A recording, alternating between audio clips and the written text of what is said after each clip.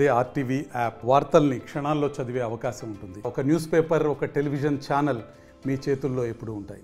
నిజామాబాద్ నగరపాలక సంస్థలో రోజు ఉదయం 4 గంటల నుంచే బయటకు వచ్చి చెత్త సేకరించే వాహనాలు ఎన్నో. ఆ వాహనాలు పరిస్థితి ఏంటి?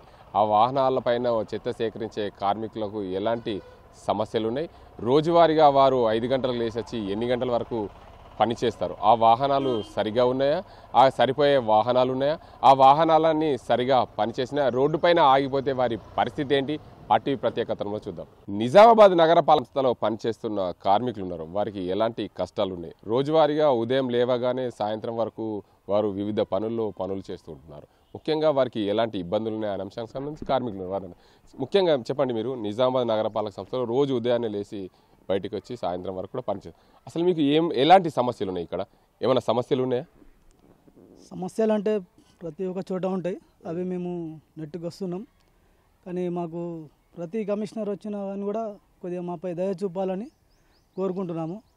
మరియు మాకు పర్మనెంట్ మరియు లేదా సమాన పనికి సమాన వేతనం ఉంటే బాగుంటుందని గవర్నమెంట్కి కోరుతున్నాను. అంటే ముఖ్యంగా చెప్పండి, అంటే ఎన్నో సమస్యలు ఉంటాయి అన్న. ఎలాంటి సమస్యలు మీకు ఎదురవుతాయి బయటకు వెళ్ళినప్పుడు? ఉదాహరణ, ఒక కాలనీకి వెళ్తారు, చెత్త సేకరణకి వెళ్తారు, లేదంటే ఇంకో పనికి వెళ్తారు, రోడ్డు ఊడ్చడానికి వెళ్తారు, వివిధ కార్మికులు. ఎలాంటి సమస్యలు మీకు ఎదురవుతున్నాయి? మేము చెత్త బయట పడకుండా చూడాలని బాగా ట్రై చేస్తున్నాము. కొందరు ఇళ్లలో పని వాళ్ళు బయట వేయడం, కొందరు ఇంట్లో టైంకి లేవకపోవడం, వీళ్ళందరూ బయట వేయడం వల్ల కొద్దిగా ఇబ్బందులు అవుతున్నాయి. మా అధికారులు కూడా మాకు కొద్దిగా ఒత్తిడి చేస్తారు పడకుండా చూడాలని. ఇంటింటికైతే వెళ్ళి చెప్పలేము కదా, దాని గురించి కూడా కొద్దిగా అధికారులు ఆలోచించాలని కోరుకుంటున్నాను. మీరేం పని చేస్తారు రోజువారీగా? మీ పనిలో ఎలాంటి ఇబ్బందులు అవుతున్నాయి? నేను డ్రైవర్ని.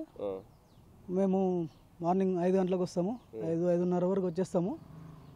మాకు ముందు కరోనా లాక్డౌన్లో కూడా మేము చాలా కష్టపడి అందరం పనిచేసాము.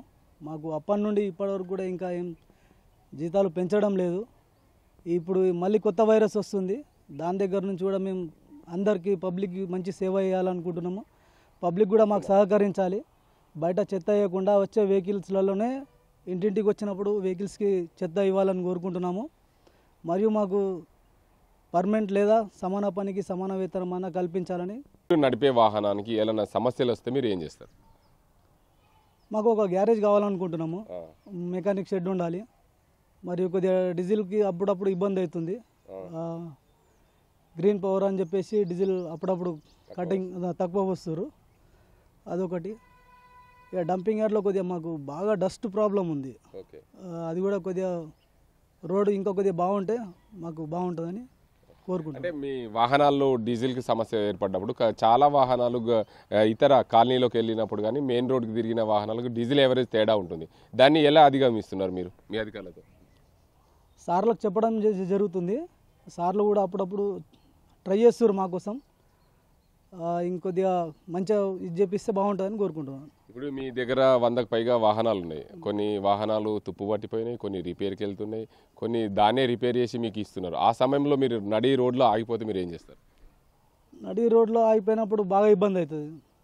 ఇక ఆ టైంలో వేరే డ్రైవర్ని పిలిపించి సార్లతో మాట్లాడిపించి ఆ బండ్లు తీసుకొని వచ్చి ఆ అప్లికేషన్ రాసి మన ఆఫీస్కి ఇస్తే వాళ్ళు ఓకే అయిన తర్వాత గ్యారేజ్కి పంపిస్తారు. అప్పటి వరకు కొద్దిగా టైం పడుతుంది, 15-20 రోజులు టైం పడుతుంది. ఆఫీస్ నుంచి చెక్ వస్తలేదు, మేము బండ్లు చేయమని చెప్పేసి గ్యారేజ్ వాళ్ళు చెప్పడం జరుగుతుంది. ఇంకా ఇట్లా కొద్ది పెద్ద సమస్యలు, చిన్న సమస్యలు కూడా ఉన్నాయి. ఇంకా పెద్ద సమస్యలు ఏంటి? మాకు లేట్ అవ్వడం, మాకు అటెండెన్స్కి వచ్చినప్పుడు వెహికల్ లేనప్పుడు కొద్దిగా అధికారులతో ఇబ్బంది ఉండడం, ఇటువంటి సమస్యలు పెద్ద ఉంటాయి. మొత్తంగా చూసుకోవచ్చు, మున్సిపల్ కార్మికులు రోజు ఉదయం 5 గంటలకే లేచి వచ్చి బయటకు వెళ్తారు. కాలనీలో చెత్త సేకరణ సమయంలో కొంతమంది ఇళ్లలో కార్మికులు లేవరు. ఆ లేవనప్పుడు కూడా చెత్త బయట పడేస్తున్న పరిస్థితి. దానివల్ల మాకు చాలా ఇబ్బందులు. రోడ్డుపైన వాహనం ఆగినప్పుడు మాకు ఎన్నో ఇబ్బందులు అవుతాయి.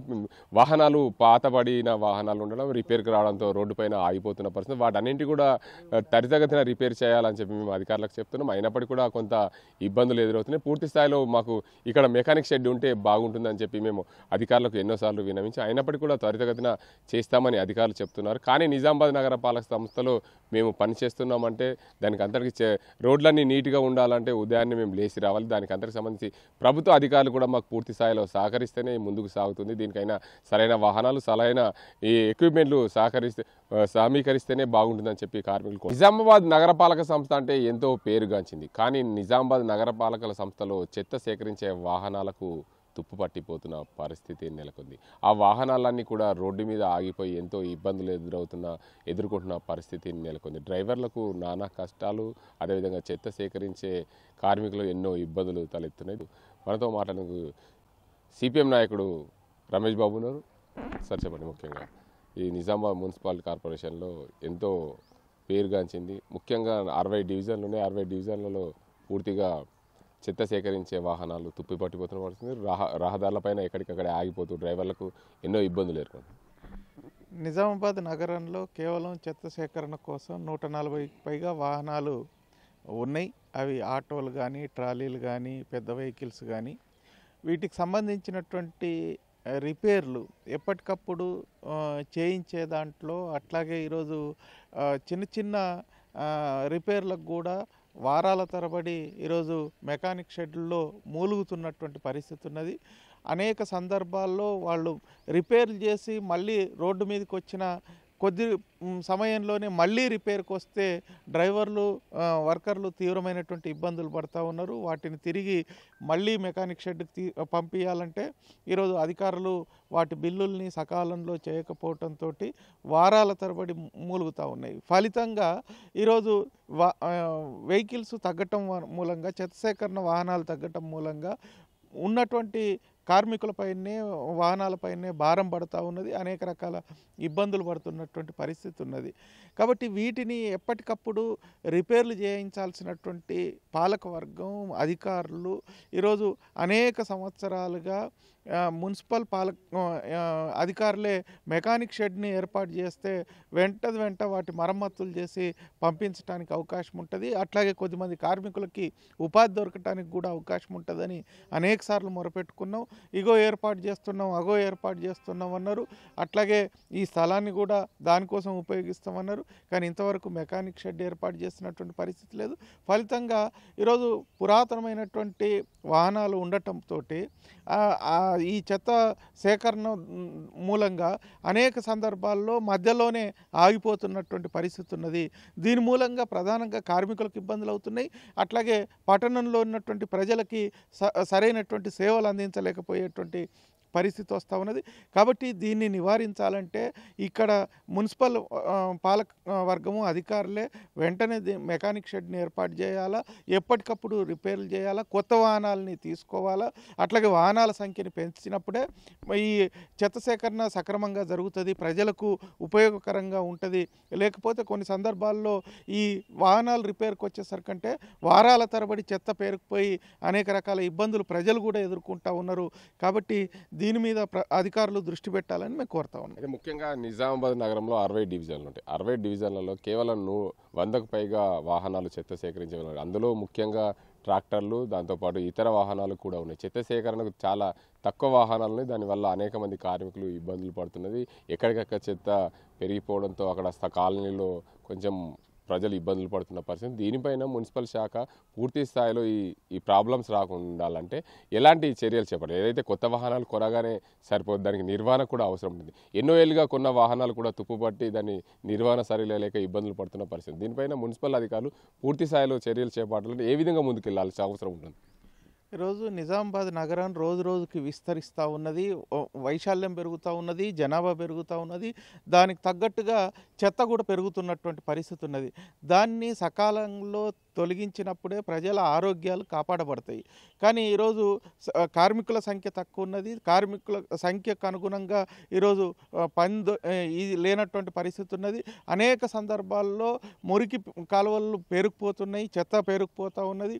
వాటిని తొలగించాలంటే వాహనాల సంఖ్య పెంచాలా, కొత్త వాహనాలు రావాలా, కార్మికుల సంఖ్య పెరగాల. కార్మికుల పైన పనిభారం తగ్గినప్పుడే వాళ్ళు మనస్ఫూర్తిగా పనిచేయగలుగుతారు.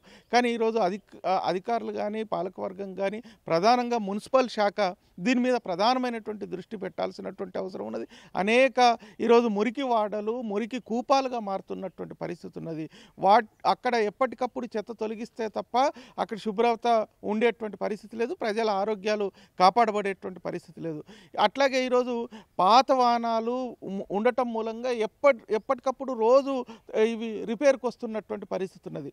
వాటి స్థానంలో కొత్త వాటిని తీసుకోవాలా, కార్మికుల సంఖ్య పెంచాలా, అప్పుడే అట్లాగే మెయింటెనెన్స్ సరిగా జరిగేటట్టు చూడాల్సినటువంటి అవసరం ఉన్నది. అట్లాగే ఈరోజు దుర్వినియోగం జరుగుతున్నటువంటి పరిస్థితి కూడా ఉన్నది.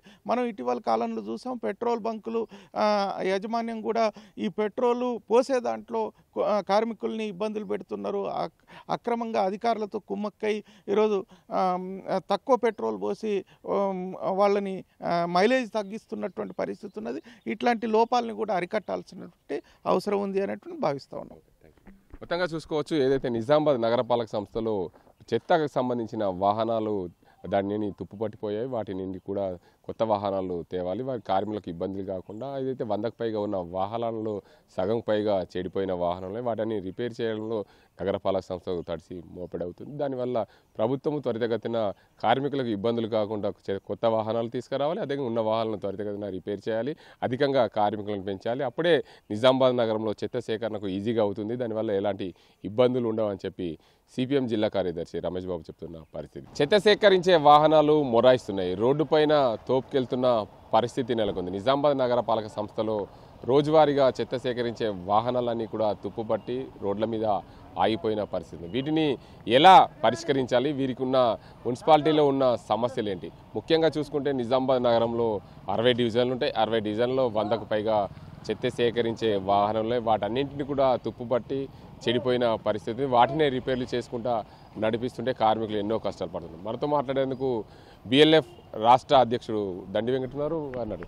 సార్ చెప్పండి, ముఖ్యంగా నిజామాబాద్ నగరపాలక సంస్థలో పూర్తిగా చెత్త వాహనాలన్నీ కూడా రోడ్లపైన మొరాయిస్తున్న పరిస్థితి. ఒకవైపు మెకానిజం, మరోవైపు డీజిల్ సమస్యలు, వీటన్నింటితో కార్మికులు ఎన్నో ఇబ్బందులు పడుతున్న పరిస్థితి.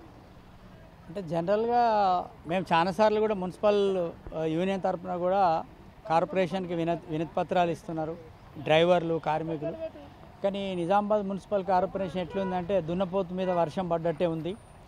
కార్మికులకి సక్రమంగా డీజిల్ ఇవ్వట్లేదు. రెండవది ఈ డ్రైవర్ల మీద వేధింపులు. అట్లాగే ఈ వెహికల్ ఎప్పుడో పాత వెహికల్స్, మెకానిక్ సంబంధించిన మొత్తం డెడ్ అయిపోయింది. ఈ డెడ్ అయిన వెహికల్స్ని లక్షల రూపాయలు, మామూలుగా ఉండదు. ఒక్కొక్క వెహికల్ సంవత్సరంలో 2 లక్షలు 3 లక్షలు కూడా పోతుంది, కొత్త బండి కొనవచ్చు. అంటే వీళ్ళకి ఎవరైతే ఈ మున్సిపల్ కార్పొరేషన్ నిర్వహణకు సంబంధించిన ఇంజనీరింగ్ సెక్షన్, అంటే దీని మెకానిక్ సెక్షన్ ఉందో, వాళ్ళకి ఒక నిర్దిష్టమైన బాధ్యుడు లేడు. ఈ రోజు వరకు కూడా ఒక దీనికి సంబంధించినటువంటి ఒక క్వాలిఫైడ్ ఇంజనీర్ లేడు దీనికి. రెండోది, కార్మికులు అనేక దశాబ్దాలుగా ఒక షెడ్ ఏర్పాటు చేయమంటారు. ఇన్ని వెహికల్ ఉన్నాయి, దాదాపు వందలాది కార్పొరేషన్ వెహికల్కు. నెలకి ఎన్ని వెహికల్ అయితే ఒకసారి ఆడిట్ చేస్తే తెలుస్తుంది. ఆడిట్లో ఎన్ని డబ్బులు దుర్వినియోగం అవుతున్నదో మనకు అర్థమవుతుంటుంది. ఒక షెడ్ వేసి ఒక మెకానికల్ని పెట్టుకుంటే, లేదు ఈ మున్సిపాలిటీకి చేత కాదన్నప్పుడు కనీసం ఎవరికైనా టెండర్ వేస్తే, ప్రైవేట్ వాడికి టెండర్ వేసినా, వాడికి నెలకో సంవత్సరానికి ఇంత టెండర్లు వచ్చినా, ఇక్కడ మంచి క్వాలిఫైడ్ మెకానిక్ ఉంటే ఆ మెకానిక్ ద్వారా ఇక్కడ ఈ వెహికల్ని రెగ్యులర్గా చెడిపోకుండా ఉంటాయి. ఎందుకంటే ప్రైవేటు షోరూమ్లకు ఇవ్వడం మూలంగా 10 రూపాయల వస్తువు పోతే 100 రూపాయలు వేస్తాడు, 1000 రూపాయలు పోతే 1,00,000 రూపాయలు వేస్తారు. తెలుసు మనకు, ప్రైవేట్ వాళ్ళు ఒక చిన్న వస్తువు పోతే దాన్ని మొత్తం తీసేస్తారు. ఉదాహరణకి ఇవనుకోండి, లైనర్స్ అనుకోండి, లైనర్ కానీ లేదా బ్రేక్ పట్టీలు కానివ్వండి, ఇట్లా చిన్న ఐటమ్స్ పోతే కూడా మొత్తం డీజిల్కి సంబంధించిన ఫిల్టర్ కానీ చిన్న ఐటమ్స్ మొత్తం తీసేస్తారు వాళ్ళు, కొంచెం దాన్ని రిపేర్ చేయకుండా. ప్రైవేట్ వాడైతే సొంత షెడ్ ఉంటేనేమో దాన్ని రిపేర్ చేసి కొంతకాలం సర్వీస్ ఇచ్చే విధంగా చూస్తారు. కాబట్టి ఇవన్నీ కూడా మళ్ళీ ముఖ్యంగా వెహికల్స్కి ఇన్సూరెన్స్ లేదు. ఇప్పుడు 2 కార్మికులు చనిపోతే ఈ విధి నిర్వహణలో ఇప్పుడు ఆ కార్మికులు కోర్టులో కేసు వేయడం జరిగింది, వీటి మీద ఇన్సూరెన్స్ ఇవ్వాలని. ఇప్పుడు లక్షల రూపాయలు మున్సిపాల్ కట్టాల్సి వస్తుంది, అది ఖచ్చితంగా కోర్టు తీర్పు వస్తుంది. కాబట్టి మున్సిపాలిటీ బాధ్యత రహితంగా ఉంది. వెహికల్ రోడ్ల మీద ఎందుకు ఆగిపోతున్నాయి అంటే డ్రైవర్లకు సరిపోయినటువంటి డీజిల్ ఇవ్వరు. రెండవది, ఇక్కడ ఈ మధ్య కాలంలో మున్సిపల్ అధికారులు చాలా విచిత్రంగా వ్యవహరిస్తూ ఉన్నారు. గతంలో ఉన్నటువంటి వాళ్ళు కరెక్ట్ కాదు, రెండోది అవుట్ సోర్సింగ్ వాళ్ళు ఉన్నారు, వాళ్ళు ఎట్లా సర్టిఫై చేస్తారు, ఇవన్నీ కూడా వింత వింత పోకడాలు. గతంలో ఉన్న వాళ్ళందరూ కూడా ఐఏఎస్ ఆఫీసర్లే ఉన్నారు, మరి వాళ్ళకు తెలియని విషయాలు వీళ్ళకేం జ్ఞానం ఉందో అర్థం కాదు. కానీ ఏదేమైనా రాష్ట్ర ప్రభుత్వం గుర్తించాలి, దీని మీద మున్సిపల్ అడ్మినిస్ట్రేషన్ ఒక ప్రత్యేక జిల్లా కలెక్టర్ గారు దృష్టి సారించి ఇక్కడ జరుగుతున్నటువంటి దుర్వినియోగాన్ని అరికట్టాలని చెప్పేసి ఈ సందర్భంగా తెలియజేస్తాం. అంటే ముఖ్యంగా కార్మికులకు ఎన్నో కష్టాలు పడతారు. రోజు ఉదయం 5 గంటలకే లేచి వచ్చి రోడ్లు ఊడ్చుడు, చెత్త సేకరించి వీరందరూ కూడా రాత్రి వరకు కూడా పనిచేస్తున్నారు. ఈ వాహనాలు చెడిపోతే వాళ్ళకి ఇంకా తడిసి మోపేడన భారం పడుతుంది. ఎందుకంటే దాన్ని తీసుకొచ్చి గ్యారేజ్కి ఇక్కడికి దాన్ని గమ్యస్థానానికి చేర్చాలి. దానివల్ల కూడా చాలా ఎంత ఇబ్బందులు పడతారు. ఇక కార్మికులకు సంబంధించి అయితే వాళ్ళ కష్టాలు వర్ణాతీతం. కార్మికుల కష్టాలు ఎందుకంటే 4 గంటలకు లేచి వస్తారు. నిజామాబాద్ రూరల్ సరౌండింగ్ నుంచి దాదాపు ఒక 10 కిలోమీటర్ల నుంచి వస్తారు. మున్సిపల్ యాక్ట్ ఏం చెప్తుంది, ఒక 8 కిలోమీటర్లు దాటి పోయి వర్క్ చేస్తే వాళ్ళకు ట్రావెల్ అలవెన్స్ ఇవ్వాలనేది కూడా యాక్ట్ చెప్తుంది. కానీ 20 కిలోమీటర్లు దూరం పోయి వస్తుంటారు, 20 కిలోమీటర్ల నుంచి లోపలికి వస్తుంటారు, వాళ్ళకి సరైన ట్రావెల్ అలవెన్స్ ఎవరు ఇవ్వరు. రెండోది వాళ్ళు వచ్చిన తర్వాత ఈ వెహికల్స్ ఏమైనా ప్రాబ్లం అయితే వాళ్ళు పొద్దున తెల్లవారుజామున 4 గంటలకు వస్తే సాయంత్రం 6 గంటలు కూడా అవుతుంది, రాత్రి అవుతుంది, వాళ్ళకి భోజనం ఎక్కడ ఉండదు. ఇవన్నీ చాలా కష్టాలు వాళ్ళవి. మా కార్మికుల కష్టాలని సరైనటువంటి పనిముట్లు ఇవ్వరు, అడగంగా పనిముట్లు ఇస్తారు. కొన్ని చిన్న రిపేర్స్ అయితే కూడా ఏమైనా పంచర్ అయితే 400-500 అయితే ఈ కార్మికులు డ్రైవరు తలా 100 రూపాయలు 200 వేసి వాళ్ళే చేయించుకుంటారు. చాలా కష్టాలు, కార్మికుల కష్టాలు కాదు, అంతే యంత్రాల్లో పనిచేస్తున్నారు వాళ్ళు. ఎందుకంటే వచ్చిన ప్రభుత్వానికి ఎన్ని ధర్నాలు చేసినా, ఎన్ని విజ్ఞప్తులు చేసినా, అన్ని యూనియన్లు ఎన్నిసార్లు చెప్పినా వాళ్ళు వింటారు. దున్నపోతు మీద వర్షం పడ్డట్టు అంతే ఉంటుంది. మొత్తానికి చూసుకోవచ్చు, నిజామాబాద్ నగరపాలక సంస్థలో పనిచేస్తున్న కార్మికులకు ఎన్నో కష్టాలు, వాళ్ళ కష్టాలు వర్ణాతీతం అని చెప్తున్నారు. మరోవైపు వారి వాహనాలకు సంబంధించి చూసుకుంటే రోడ్లపైనే ఆగిపోతుంది, డీజిల్ లేక. అదేవిధంగా కార్మికులు ఏదైతే వాహనాలు చెడిపోయిన పరిస్థితి నెలకొందని చెప్తున్నారు. ఇది ఇక్కడ పరిస్థితి. కెమెరా రాజంతో గంగారెడ్డి, RTV నిజామాబాద్. మరిన్ని వీడియోస్ కోసం ఛానల్ ని సబ్స్క్రైబ్ చేయండి, లేటెస్ట్ అప్డేట్స్ కోసం వాట్సాప్ ఛానల్ ని ఫాలో చేయండి, అండ్ లింక్ డిస్క్రిప్షన్ లో ఉంది.